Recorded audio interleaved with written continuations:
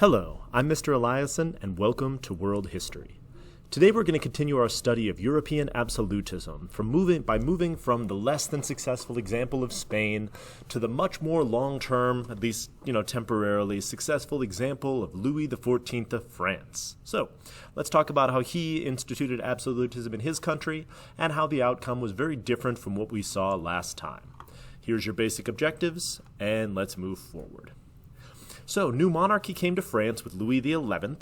He is going to do all the same reforms that we see from our other new monarchs, centralizing his tax base, moving to an army of peasant archers as opposed to mounted knights, and this is going to allow France to start exerting power outward. You might remember back in our Renaissance unit, when France invaded the Italian peninsula, conquered Florence, and put an end to the Florentine Renaissance and led to the Renaissance spreading throughout Italy. Well, that's partially because of the adoption of new monarchy under Louis XI. So, we're going to see new monarchy start there, but the guy who really expanded the power of France was Francis I of France. Yeah. He greatly expanded his power through the use of something called venal office. Venal office are government positions, at this time usually as members of the Parlement. The Parlement are sort of district courts that make rulings in the different regions of France. And so he would sell positions on this parlement to basically anyone who could pay for them. And so that meant sometimes nobles were buying these positions, sometimes wealthy merchants were buying these positions in order to become nobles. And in general, this significantly increased the power of the king because he had this income stream from the selling of these venal offices, but also the office holders and all these government officials owed their loyalty to Francis I. And so we could see him looking very pleased with himself as he centralized his own power. Eventually, the Reformation came to France and led to the same type of religious and political upheaval that spread across the rest of Europe. As you can see in this map here, the Catholic League controlled much of northern France, whereas a lot of southern France was controlled by French Protestants known as Huguenots. This led to a war called the War of the Three Henrys, and a Huguenot leader, Henry de Bourbon, or Bourbon, took control of Paris and seized control of the French throne. He, of course, once he became king, for the French custom decreed that only a Catholic leader could be the leader of France, and so, giving up his religious beliefs, he converted to Catholicism, famously saying that, quote, Paris is worth going to Mass, or worth a Mass. And so, with that, Henry becomes Henry IV of France, but he's ruling over a religiously divided community, so the power of the French king has been decreased significantly since the days of Francis I. In the aftermath of this, Henry is going to pass what's called the Edict of Nantes. The Edict of Nantes is a religious settlement in order to try to decrease tension between Catholics and Protestants. It established that freedom of religion is going to be a thing in France, and maybe Catholics and Protestants should stop killing each other and just go about worshiping the way that they wanted. So, we're going to remove suppression of Protestants and allow for religious tolerance, with the added effect that it's going to decrease the power of the king, who of course had significant authority through the Catholic Church. Another thing that they did in France in order to cut down on religious and political violence is, with the excuse being that they needed to cut funds and they couldn't afford to garrison all these castles, they started destroying all the feudal castles throughout France. This made it very difficult for anyone to rise in rebellion against the French king, because when the army came, they didn't have a castle to retreat to, so they'd have to simply meet the king on the battlefield. And one of the characteristics of new monarchs is that because they had all this tax revenue, they could field the largest military force, and so now no one can hide behind their walls, and it's going to be much easier for the king to put down any measure of dissent. We really start to see French power consolidated through the reign of Louis XIII and his first minister, Cardinal Richelieu. Louis XIII was not a super engaged and interested ruler. He much preferred partying and hunting and things like that to actually ruling the country, so governing fell to this French clergyman, the Cardinal Richelieu. He is going to centralize power in the name of the king, creating these new offices called intendants. These intendants are sort of go-to royal officials. They're tax collectors, they're governors, they're representatives of the king, and they're going to travel throughout the kingdom, both reporting back on the conditions in local areas and also issuing decrees in the name of the king. They are also sacrosanct with the full king's authority, so any action against an intendant is the same as acting against the king and would be grounds for treason, for being charged with treason and executed. So the use of these intendants, who generally were also given their position through venal office, which we'll talk about in a minute, led to a significant increase in royal power.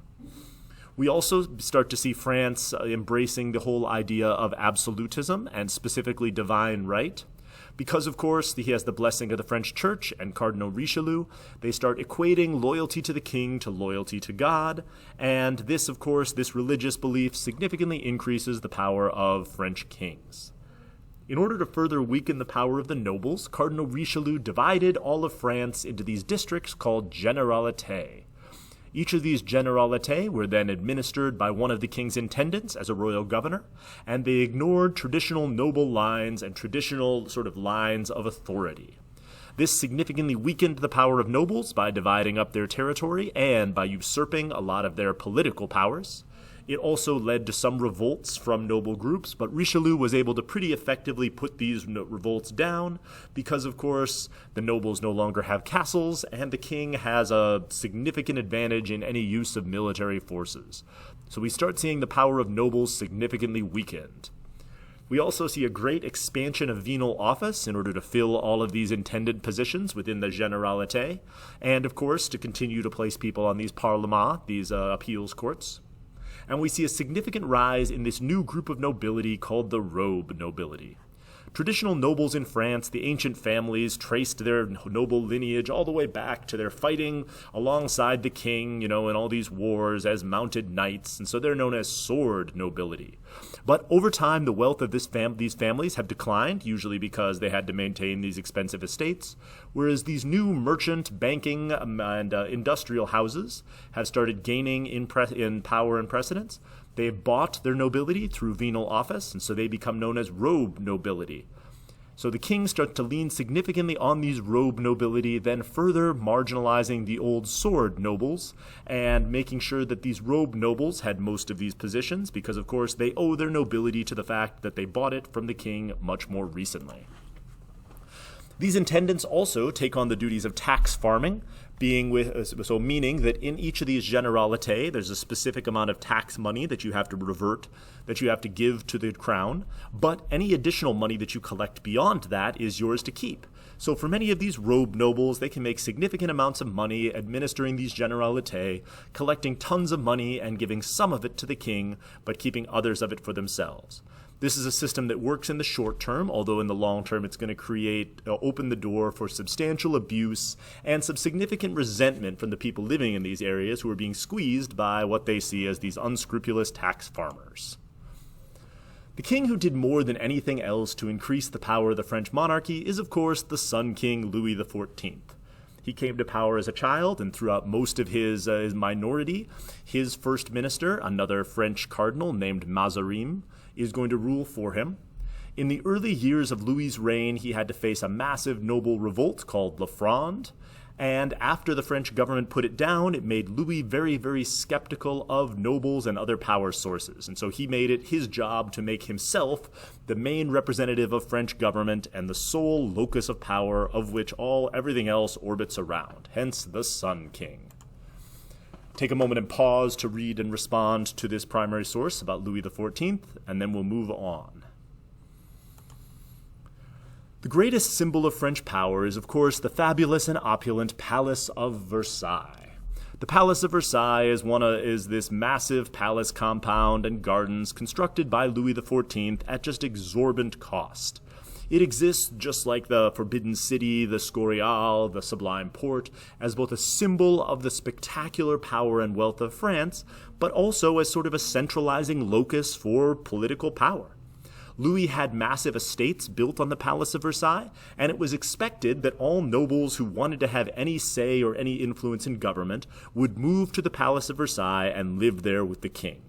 There, they were both under the eye of Louis, separated from their local provinces and their bases of support, and they would then compete with each other for small privileges like being the one to stand next to the king's bed when he slept, being the guy to hang out with him when he went to the bathroom in the morning, being able to sit with him at table, things like that.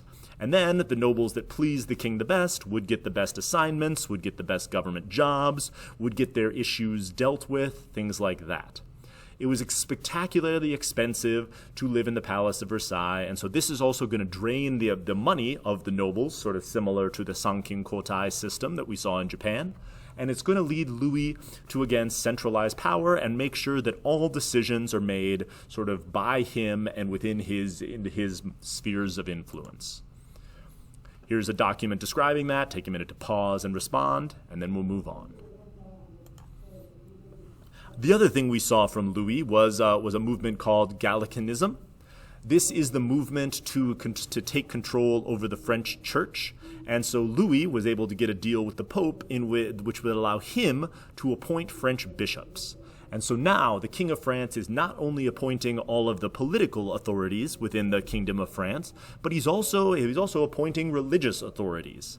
This further tied France to the Catholic Church, and of course the Pope was happy about that, but it also centralized the power of the French king because now he can appoint bishops from noble families, both as rewards for good service, because of course you make good money as a bishop, and also to ensure that the church is directly loyal to him and further reinforcing his rule. So we're again creating all parts of France revolving around the king, the political organization, the religious organization, and the economic organization. We start seeing an increase in the effectiveness of the French military.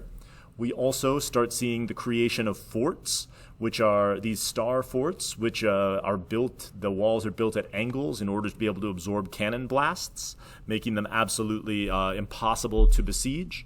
And we start seeing the division of French soldiers into various ranks and different positions, sort of modernizing the French army and significantly increasing their power. And so all of this is going to significantly increase the power of Louis. And he's also going to bring the economic powers of France under his direct control. So pause and take in this document and respond. Under the French foreign minister Colbert, under the economic minister Colbert, France is going to embrace mercantilism. They're going to establish colonies in the New World within the sort of Ohio River Valley and the Great Lakes region, and also along the Mississippi River. This fur trading empire is going to bring in massive wealth for France, and they're going to set up a variety of different trade barriers with other places. They're also going to standardize all goods, and they're going to be attempting to increase local trade by doing some removing of trade barriers, although that was resisted by a lot of the attendants of the Generalité because they made significant money from tariffs, from stuff going back and forth. And so we're going to see some competition. Oh, and the French are going to also create their own East India Company and start trying to trade in the Indian Ocean along with the Portuguese and the Dutch and the Spanish. And they're going to start establishing trading posts in South Asia, what is today India, which we're going to come back to at some point, believe me. As Louis XIV dies, his advice to his son is this, so I'll give you a second to pause and read it. The major takeaway here is that Louis advised his son that in order to rule effectively, you had to control all elements of government. The problem is, Louis lived for so long that it wasn't actually his son, but his grandson who ascended the throne. And his grandson took much more after Louis XIII than Louis XIV.